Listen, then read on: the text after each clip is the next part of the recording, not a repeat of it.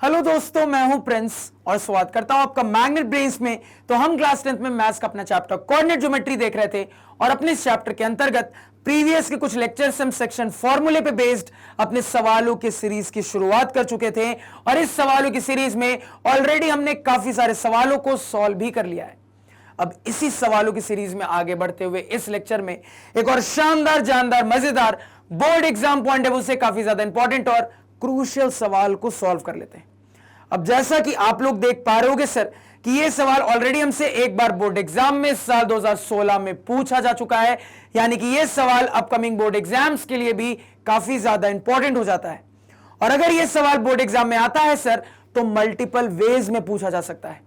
यह सवाल हमसे बोर्ड एग्जाम में सब्जेक्टिव के फॉर्मेट में 2 मार्क्स में पूछा जा सकता है सर। यही सेम सवाल हमसे बोर्ड एग्जाम में ऑब्जेक्टिव एमसीक्यू के फॉर्मेट में 1 मार्क्स में भी पूछा जा सकता है। तो सबसे पहले अपने सवाल को पढ़ के सवाल की कहानी देख लेते हैं।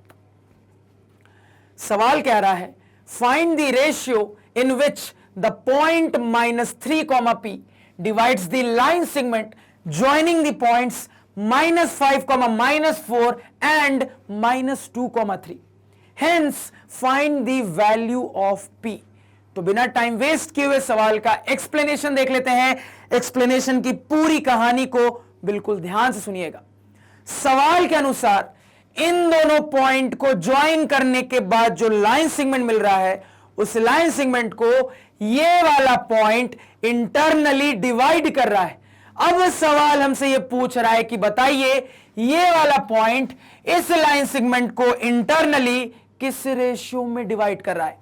इसके साथ साथ सवाल हमसे P की भी वैल्यू पूछ रहा है। अब कहोगे सर P किस चिड़िया का नाम है, तो इसका जवाब होगा कि सवाल के गिवन डेटा से मुझे क्लियर हो रहा है कि P हमारे डिवीजन करने वाले पॉइंट का y कोऑर्डिनेट है। तो सवाल का एक्सप्लेनेशन सभी को क्लियर हुआ, क्लियर होना चाहिए। अब एक्सप्लेनेशन की कहानी सुनते ही आपके दिमाग में एक डाउट आएगा। डाउट यह आएगा सर कि सवाल ने लैंग्वेज में कहीं पे भी नहीं बोला कि इंटरनल डिवीजन का केस है, तो आपने कैसे बोल दिया। अब इस सवाल का जवाब मैं कई बार दे चुका हूं, आपको पता होना चाहिए। 10th लेवल पे जो भी कोऑर्डिनेट ज्योमेट्री पढ़ते हैं उसमें अगर डिवीजन का नेचर नहीं बताया जाता तो बाय डिफॉल्ट ये मान के चलते हैं, ये अज्यूम करके चलते हैं कि इंटरनल डिवीजन का केस है। तो आई होप आपका ये डाउट भी क्लियर हो गया होगा। अब फटाफट चलते हैं सवाल के सॉल्यूशन पे। सॉल्यूशन की कहानी को बिल्कुल ध्यान से सुनिएगा। सबसे पहले सवाल के हिसाब से डायग्राम क्रिएट कर लेते हैं। सबसे पहले बिल्कुल रैंडम तरीके से अपने इन दोनों पॉइंट को प्लेन ऑफ पेपर के ऊपर लोकेट कर लेते हैं। मान लीजिए बिल्कुल रैंडमली इस वाले पॉइंट को प्लेन ऑफ पेपर के ऊपर यहां कहीं लोकेट कर लिया। कोऑर्डिनेट्स गिवन है -5, -4। अगेन मान लीजिए बिल्कुल रैंडम तरीके से इस वाले पॉइंट को प्लेन ऑफ पेपर के ऊपर यहां कहीं लोकेट कर लिया। कोऑर्डिनेट्स गिवन है -2, 3। अब सवाल ने हमें इन पॉइंट्स का नामकरण नहीं बताया, कोई बात नहीं, हम नामकरण कर देते हैं। मान लीजिए रैंडमली इस वाले पॉइंट को पॉइंट ए कह दिया, इस वाले पॉइंट को रैंडमली पॉइंट बी कह दिया। अब अपने दोनों पॉइंट को ज्वाइन कर लेते हैं और एक लाइन सेगमेंट क्रिएट कर लेते हैं। सर ये भी कर लिया। अब सवाल के सिचुएशन के हिसाब से जो ये वाला पॉइंट है ये मेरे लाइन सेगमेंट को इंटरनली डिवाइड कर रहा है। किस रेशियो में डिवाइड कर रहा है ये हमें पता करना है। तो इस सिचुएशन के लिए मैंने आपको सिखाया है सर कि जब रेशियो पता नहीं होता तब हम अपने डिवीजन करने वाले पॉइंट को मिड के आसपास रखने की कोशिश करते हैं। तो मिड के आसपास या तो इधर रख लीजिए। मान लीजिए मैं मिड के आसपास इस तरफ अपने डिवीजन करने वाले पॉइंट को लोकेट कर देता हूं। तो डिवीजन करने वाले पॉइंट के कोऑर्डिनेट्स बता दिया गया है सर, -3, p है, इसको भी लिख लिया। अब इस डिवीजन करने वाले पॉइंट का नामकरण नहीं प्रोवाइड किया गया है, कोई बात नहीं, हम कर लेते हैं नामकरण। तो मान लीजिए रैंडमली इस पॉइंट को कुछ पॉइंट सी कह दिया। इतना समझने में कोई दिक्कत क्या नहीं होनी चाहिए सर। इसके साथ डायग्राम की कहानी होती है कंप्लीट। अब अपने मैथमेटिकल एनालिसिस को शुरू करते हैं, फिर से ध्यान से सुनना। तो सवाल का जो पहला पार्ट है उसमें हमसे डिवीजन का रेशियो पूछा जा रहा है। तो हमने जो सीखा है उससे हमें क्लियर है सर कि कभी भी अगर डिवीजन का रेशियो पूछा जाता है तो k:1 वाला मेथड बेस्ट मेथड होता है, फास्टेस्ट मेथड होता है, सिंपलेस्ट मेथड होता है। इस मेथड को अप्लाई कर देंगे। अब इस मेथड के हिसाब से किस पार्ट को k मानना है, किस पार्ट को 1 मानना है, यह भी क्लियर है। कंसेप्ट कहता है कि सवाल के लैंग्वेज में आपके लाइन सेगमेंट का जो एंड पॉइंट पहले आएगा उसको k कंटेन करेगा, जो एंड पॉइंट बाद में चर्चा में आएगा उसको 1 कंटेन करेगा। इससे यह क्लियर है सर कि ये वाला हिस्सा k मान लेंगे और ये वाला हिस्सा 1 पार्ट का मान लेंगे। इतना समझने में कोई दिक्कत नहीं होनी चाहिए। अब आगे बढ़ने के लिए दो मेथड पता है sir, method number 1, method number 2। हमें यह पता है मेथड नंबर 2 फास्टेट है, तो मेथड नंबर 2 की मदद से यानी कि उजाला कायम रहे वाले मेथड से फटाफट आगे प्रोसीड कर सकते हैं। अब समझना, यहीं पे ध्यान से मेरी बात को सुनना।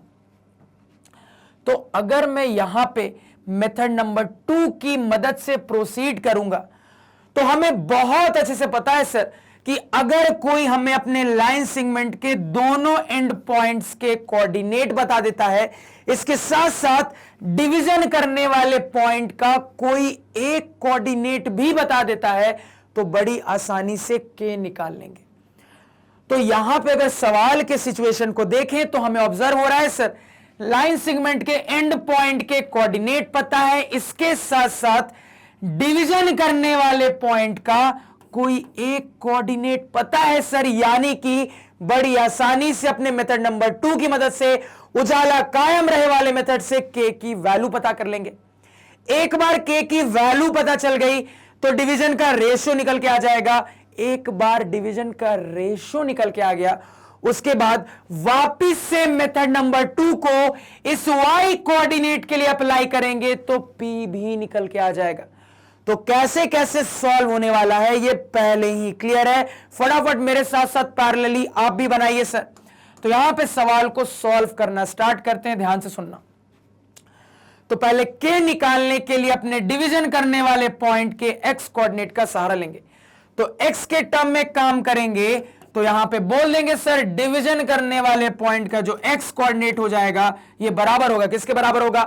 तो क्रॉस में x देख लेते हैं सर, -2 इंटू के यानी कि -2k। इसी तरीके से इस तरफ क्रॉस में 1 इंटू -5 यानी कि -5। इनका सम डिवाइडेड बाय पार्ट्स का सम यानी कि k+1 हो जाएगा। सिंप्लीफाई कर लेते हैं।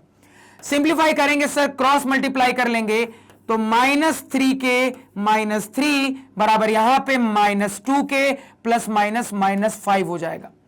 k वाले टर्म को इधर बुला लेते हैं, कांस्टेंट को उस तरफ भेज देते हैं सर, ये इधर आएगा +2k बन जाएगा, -3k + 2k यानी कि -k बराबर राइट हैंड साइड में ये 3 इस तरफ जाएगा सर, -5 + 3 यानी कि -2, माइनस से माइनस गया, k की वैल्यू निकल के आ गई जैसा कि हमने शुरुआत में ही पता कर लिया था।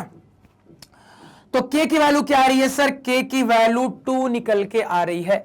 तो डिवीजन का रेशियो जानते हैं k:1 होता है। आप समझना, k की वैल्यू 2 यानी कि डिवीजन का रेशियो 2:1 सिंपली हो गया सर।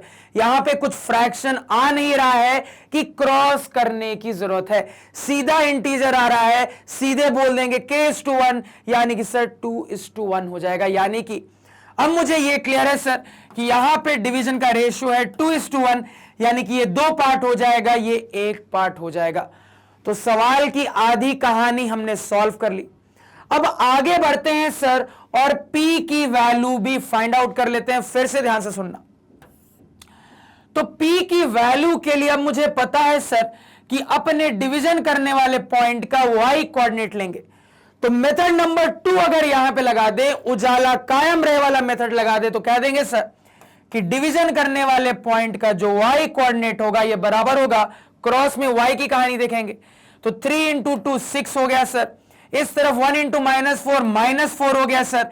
इनका सम डिवाइडेड बाय पार्ट्स का सम यानी कि 2 + 1 3 हो जाएगा। सिंप्लीफाई करो सर, 6 प्लस माइनस माइनस यानी कि 6 - 4 डिवाइडेड बाय 3, तो ये आ रहा है सर 2/3। तो p की क्या वैल्यू निकल के आ रही है सर? p की वैल्यू निकल के आ रही है 2/3।